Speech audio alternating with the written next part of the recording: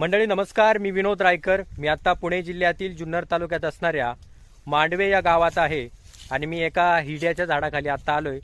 कारण या ठिकाणी या आजीबाई ज्या आहेत ते हिरडा गोळा करायचं काम करत आहेत. हिरडा त्यांनी तोडलेला आहे. या ठिकाणी आपण पाहू शकता आजीने हिरडे हे गोळा केलेले आहेत.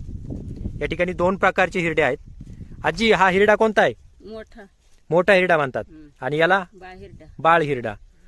तर आता हा तुम्ही पाहू शकता, हा मोठा हिरडा आहे आणि हा बाळ हिरडा आहे. हा सुकलाय काय? आजीबाई तुमचं नाव काय? गंगूबाई भांडकोळी. तर आता हिरड्याला काय बाजार आहे, काय सांगता येईल? अंदाजे 100-200 काय? 100-200 असावेत अंदाजे, नाही का? तर परवडतं का तेवढ्याला? नाही परवडत ना. याचे काय फायदे वगैरे सांगता येतील हिरड्याचे? काय ते औषध होते खोकल्याला. खोकल्याला औषध. तर खोकल्यासाठी, इतर काही कामासाठी, इतर काही औषधी उपयोगासाठी या ठिकाणी हिरड्याचं, खरं तर हिरड्याचा उपयोग केला जातो.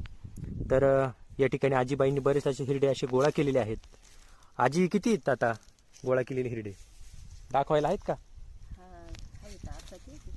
हा. तर एक छोटी आहे इथं. एवढे हिरडे गोळा केले काय? दाखव, बाहेर काढून दाखव असे हाताने. तर ह्या दीदीने, तू पण गोळा केले का? हा, तुझं काय नाव? योगिता. योगिता, दाखव बरं हिरडे.